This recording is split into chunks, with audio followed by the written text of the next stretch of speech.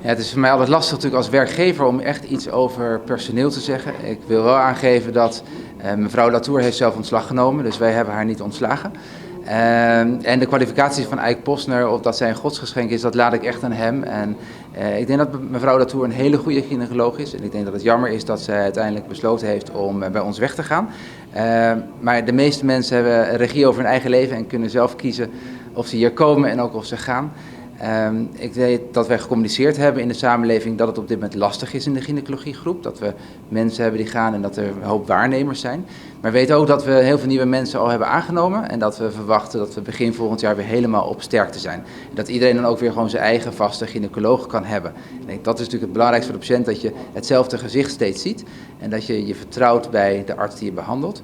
Het is vervelend dat er wisselingen zijn, maar die zijn altijd overal. Bij de gynaecologie komt dat echt zeker goed. En dan hebben de patiënten in ieder geval gewoon goede zorg. En die hebben ze nu ook. We hebben nu ook gewoon de gynaecologiegroep op orde. En in ieder geval kunnen we de zorg borgen. En nogmaals, het is voor mij natuurlijk als werkgever, mag ik niet uit, dat wat er tussen een werkgever en een werknemer gebeurt of wat er speelt, kan ik niet veel over zeggen. Maar weet wel dat het voor ons heel belangrijk is dat iedereen dezelfde kant op kijkt. En dat we met elkaar bouwen aan een gezond ziekenhuis.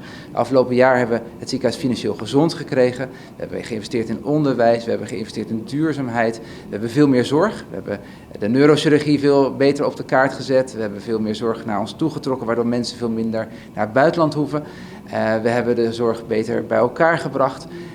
We zijn samenwerking aangegaan om onze kwaliteit te verbeteren. We investeren ook in kwaliteit met allerlei kenmerken en met allerlei protocollen. Dus ja, wij hebben de afgelopen jaren en ook de komende jaren zetten we in een beter gezonde ziekenhuis voor Aruba, voor alle toeristen, zodat iedereen ook hier wil blijven komen. En af en toe gaat het natuurlijk niet altijd even goed dat mensen, als ze van moeten veranderen, iedereen wil veranderen, maar als ze dan zelf betrokken zijn, is dat soms lastig.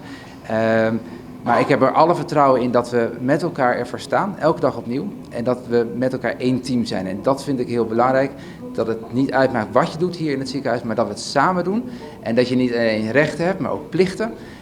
En dat we samen elke dag hier klaarstaan. En ik vind het jammer dat mensen af en toe natuurlijk van alles roepen. Ik kan me soms moeilijk verdedigen, omdat nogmaals het gaat over soms individuele contracten.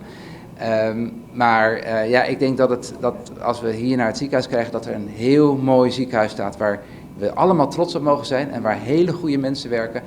Daar sta ik voor, daar mogen mensen mij ook op aanspreken. En ik vecht en ik blijf, ondanks alle kritiek die er soms ook is, echt vechten voor Aruba. En ik ben er ook echt voor Aruba. Dus het doet mij soms ook pijn om van alles nog wat te horen.